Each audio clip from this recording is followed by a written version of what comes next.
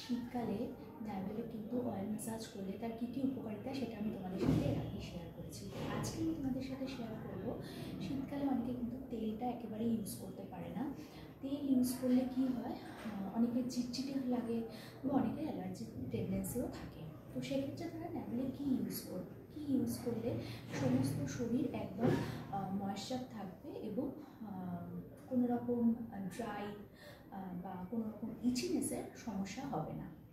Hey guys, good morning, welcome to my channel. কেমন আছো তোমরা সবাই? আশা করছি সবাই ভালো আছো, আর তোমাদের ভালোবাসা আমি তো ভালোই থাকি। তো আজকে আমি তোমাদের সাথে শেয়ার করছি সেই জিনিসটা নিয়ে যেটা থেকে তোমরা তোমাদের এই স্কিনের সমস্ত সমস্যা দূর করতে পারবে। কীরকমভাবে দূর করতে পারবে না, তোমরা যারা তেল ইউজ করতে পারো না তারা কিন্তু শীতকালে ময়শ্চারাইজার ইউজ করো, সেটা হয়তো ন্যাভেলেও ইউজ করো, কিন্তু সেটা যত না তাড়াতাড়ি জলদি রেজাল্ট তোমরা পাবে, তার থেকে অনেক অনেক তাড়াতাড়ি রেজাল্ট তোমরা পাবে কিন্তু যদি বডি বাটার ইউজ করো। ন্যাচারাল বডি বাটার কী করে বাড়িতে বানানো যায় সেটা তো একটু সার্চ করলেই দেখতে পাবে।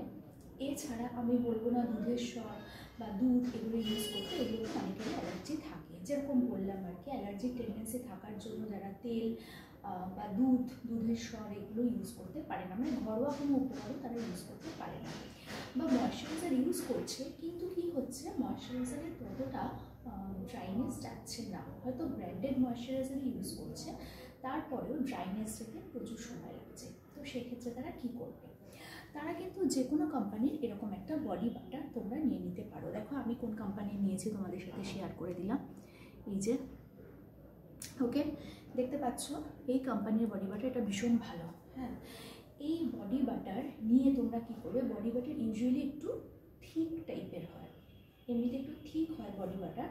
তো যাদের তেল ইউজ যারা করতে পারো না তাদের তো আমি কখনোই বলবো না যে বডি বাটার নিয়ে সেটা তেলের সাথে ভালো করে মেল্ট করে তোমরা ন্যাভেলে ইউজ করো।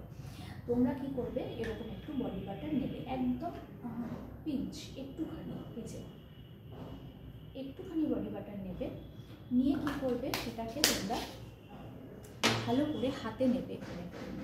এখন আমি তোমাদের আর একটা জিনিস দেখাতে পাচ্ছি না, সেটা হচ্ছে জল। এর মধ্যে 1 ফোঁটা জল দেবে, তুমি পিঞ্চ বডি বাটারের সাথে 1 ড্রপ ওয়াটার দেবে, দিয়ে এটাকে ভালো করে আগে মেল্ট করে নেবে। কারণ ওই যে বললাম বডি বাটার ইটসেলফ একটা থিক প্রসেস। তারপর এটা ন্যাভেলে তোমরা রিং ফিঙ্গার দিয়ে এরকমভাবে ম্যাসাজ করতে পারো, এরকমভাবে রিং ফিঙ্গার দিয়ে তোমরা ম্যাসাজ করতে পারো। আমার কিন্তু তেলে অ্যালার্জি নেই, আমি কিন্তু তেল ইউজ করি, তবু যাদের তেলে অ্যালার্জি আছে এটা শুধুমাত্র তাদের জন্য।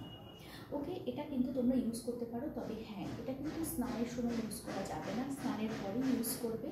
এবং যে কোনো ময়শ্চারাইজার, বডি বাটার বা বডি অয়েল যখনই তোমরা ইউজ করো না কেন সেটাকে কিন্তু খানিকক্ষণ রেস্ট পিরিয়ড দেবে, 1 থেকে 2 সেকেন্ড রেস্ট পিরিয়ড দেবে যাতে ওটা অ্যাবজর্ব করে, তারপর তোমরা ড্রেস আপ করবে।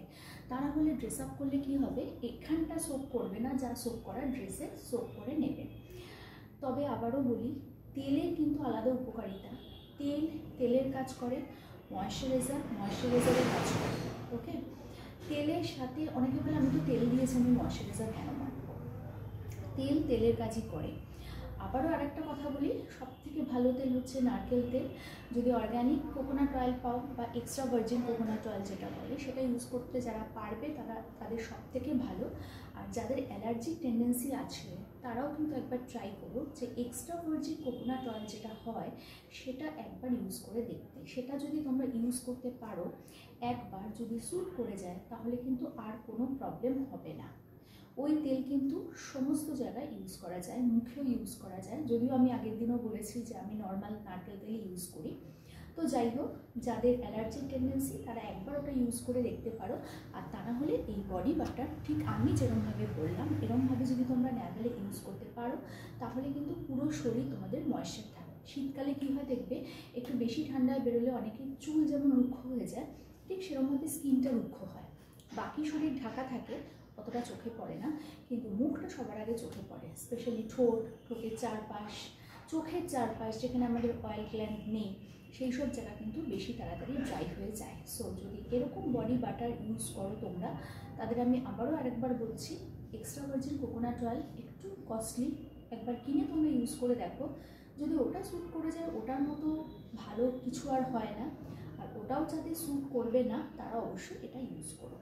তো আজকে এটুকুই তোমাদের সাথে শেয়ার করলাম। আমি সবসময় তেল ম্যাসাজ নিয়ে বলি, কিন্তু ব্যাপারটা হচ্ছে অনেকেরই তো তেলে অ্যালার্জি থাকে। আমাকে সেদিন একজন মেসেঞ্জারে আমাকে একজন মেল করেছে যে আমার তেলে অ্যালার্জি, তো আমি কি ইউজ করব। তো তার জন্যই আজকে রিপ্লাইটা দিয়ে দিলাম। কালকে আসবে একটা নতুন ভিডিও নিয়ে, ততক্ষণের জন্য